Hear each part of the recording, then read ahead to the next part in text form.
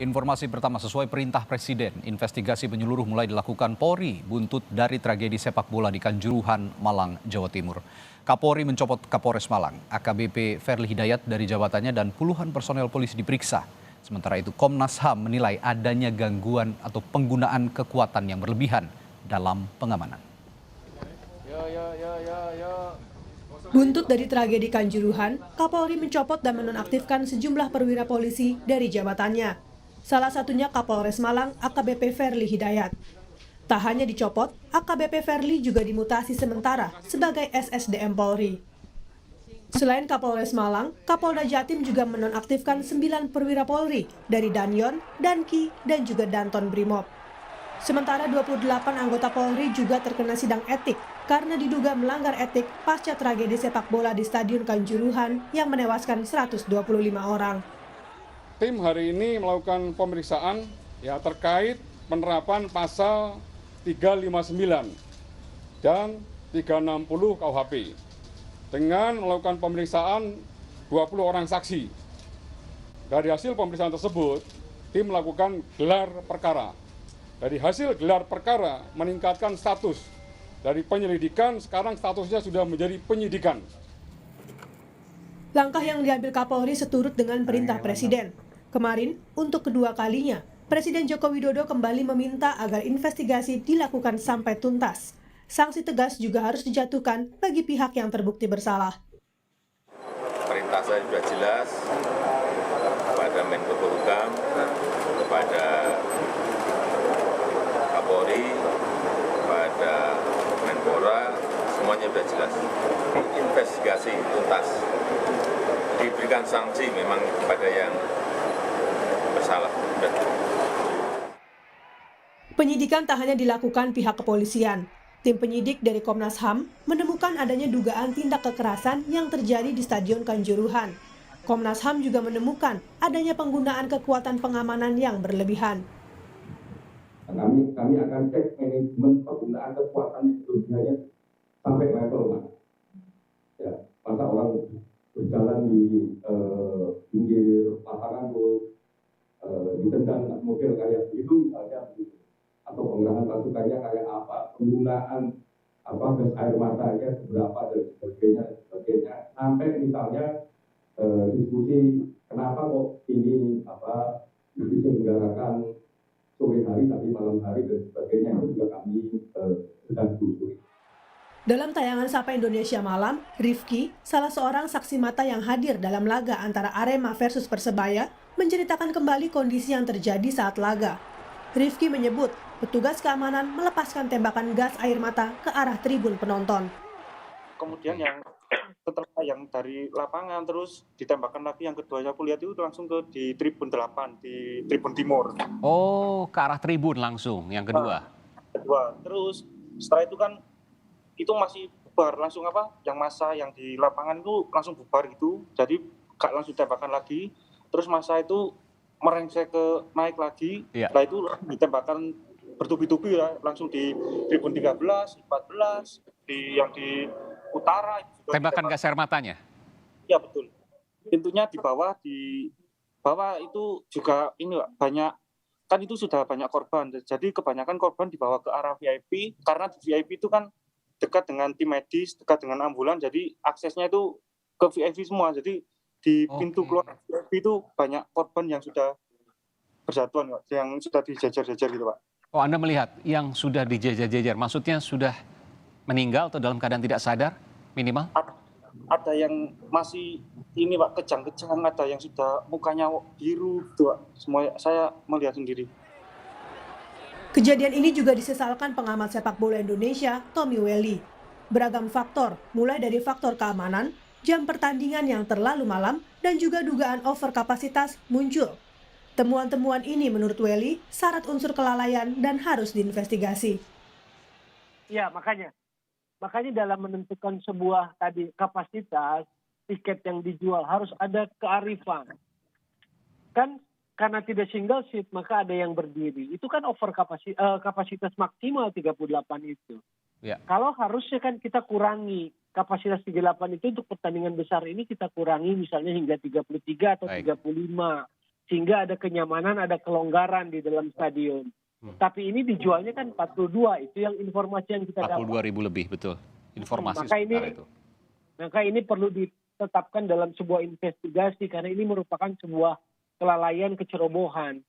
Dalam prinsip pelaksanaan pertandingan, kenyamanan dan keamanan itu harus dijamin oleh tim tuan rumah terhadap tim tamu, terhadap perangkat pertandingan maupun terhadap penonton. Baik, Nah, aspek itu harus dipertimbangkan, diperhitungkan. baik. Kini proses investigasi telah memasuki tahap penyidikan. Artinya, ada kemungkinan munculnya tersangka dalam kerusuhan ini. 20 saksi telah diperiksa dan pemeriksaan saksi-saksi lain masih terus berlanjut. Tim Liputan, Kompas TV. Ada jurnalis Kompas TV Alfania Rizky yang saat ini berada di Polres Kabupaten Malang, Jawa Timur untuk memantau jalannya pemeriksaan yang dilakukan. Alfa, polisi menyebut setelah melakukan gelar perkara, status penanganan ini sudah naik dari penyelidikan ke penyidikan. Sudah diketahuikah siapa tersangka yang ditetapkan polisi dan apa sangkaan pasal yang ditetapkan polisi?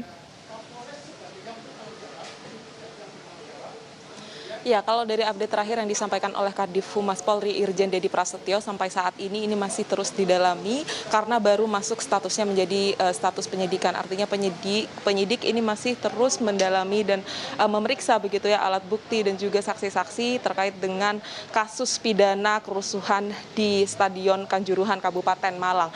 Apa saja pasal-pasalnya? Kemarin disebutkan ada pasal 359 dan juga pasal 360 KUHP di mana pasal 359 ini menyebutkan kelalaian yang menyebabkan kematian orang lain, kemudian 360 ini kelalaian yang menyebabkan luka berat terhadap orang lain, dan pasal-pasal ini yang akan disangkakan kepada para tersangka yang nantinya akan ditetapkan dalam kasus ini. Kalau sudah naik ke penyidikan artinya memang akan segera ada tersangka.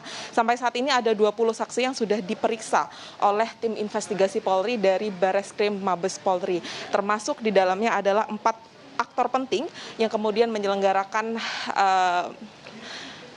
pertandingan antara Arema FC dengan juga Persebaya. Antara lain ada Direktur PT Liga Indonesia Baru, Ketua PSSI Jatim, Ketua Panitia Pelaksana Arema FC, dan juga Kadispora Provinsi Jawa Timur. Terlalu dini untuk menentukan atau mengetahui siapa tersangka sebenarnya, tetapi dari 20 saksi yang sudah diperiksa oleh Bareskrim Polri ini ada kemungkinan besar akan ada pemeriksaan saksi-saksi lainnya dan pengumpulan alat bukti lanjutan. Karena kalau dari hasil gelar perkara dan kemarin juga memeriksa tempat kejadian perkara, ada beberapa yang sudah didalami oleh tim investigasi Polri, yaitu mendalami dan menganalisa 32 titik CCTV yang tersebar di dalam Stadion Kanjuruhan, kemudian memeriksa 6 buah HP, yang 3 diantaranya ini milik Aremania dan juga 3 diantaranya ini masih diidentifikasi, serta tentu saja membantu olah TKP atau olah tempat kejadian perkara yang sudah dilakukan oleh tim investigasi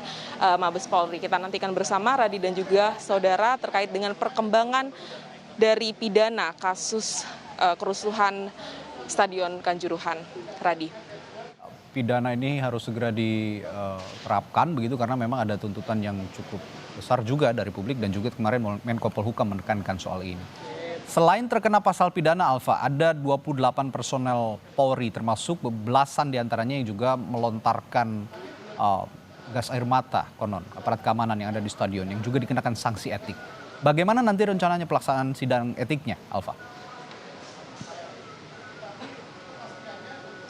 Ya, benar sekali. Selain memeriksa dari sisi pidana begitu ya, tim investigasi Polri ini juga mendalami pelanggaran atau dugaan pelanggaran kode etik yang disangkakan kepada setidaknya 28 anggota Polri, termasuk 9 diantaranya adalah perwira Polri yang sudah dimutasi atau dinonaktifkan saat ini. Tetapi kemudian pelaksanaan kode etik atau sidang kode etiknya ini belum ditentukan kapannya karena saat ini masih proses pemeriksaan dan pendalaman barang bukti. Tentu saja Divpropam Propam Polri sebagai pihak yang paling berwenang untuk melakukan pemeriksaan terkait dengan kode etik, ini akan memperhitungkan seperti apa pelanggaran-pelanggaran atau dugaan pelanggaran kode etik yang dilakukan oleh 28 anggota Polri ini. Apakah kemudian akan ada penambahan anggota Polri lain mengingat seksi pengamanan atau anggota pengamanan yang berada di Stadion Kanjuruhan pada kala itu tentu saja lebih dari 28 orang.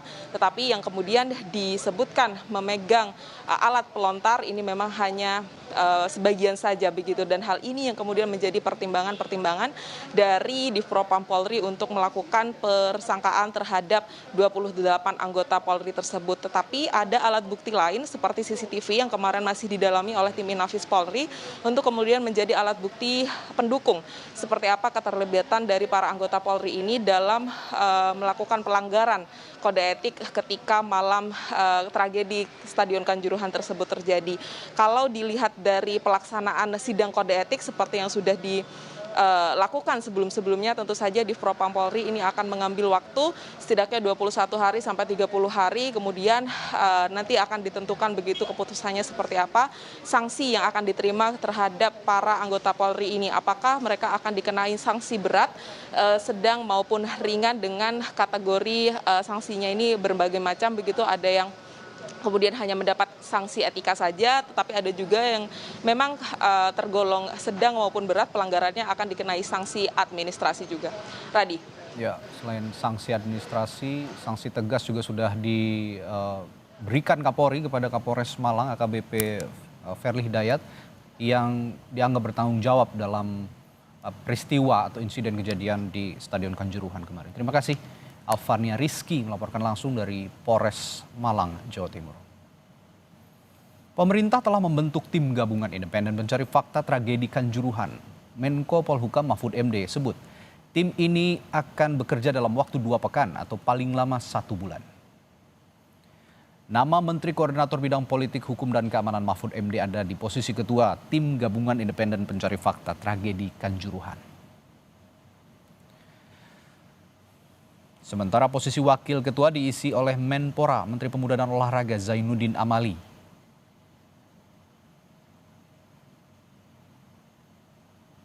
Dan posisi sekretaris tim gabungan independen pencari fakta tragedi Stadion Kanjuruhan diisi nama mantan Jaksa Agung Muda Tindak Pidana Umum Nur Rohmat. Ada 10 nama anggota dalam tim ini, diantaranya Profesor Renald Kasali, akademisi Universitas Indonesia, Profesor Sumaryanto, Rektor Universitas Negeri Yogyakarta. Selanjutnya ada nama pengamat olahraga Akmal Marhali dan jurnalis olahraga Anton Sanjoyo. Ada juga nama Nugroho Setiawan, mantan pengurus PSSI dengan lisensi FIFA, dan nama mantan Kepala BNPB Letjen Purnawirawan Doni Monardo. Nama mantan Ketua Umum 1 KONI Maijen Purnawirawan Suwarno juga mengisi nama tim gabungan independen mencari fakta tragedi Stadion Kanjuruhan. Selanjutnya ada nama mantan Wakapolda Kalimantan Barat Irjen Purnawirawan Sri Handayani. Lalu nama mantan pimpinan KPK Laude Muhammad Syarif serta mantan pesepak bola nasional Kurniawan Dwi Yulianto juga ada dalam tim ini.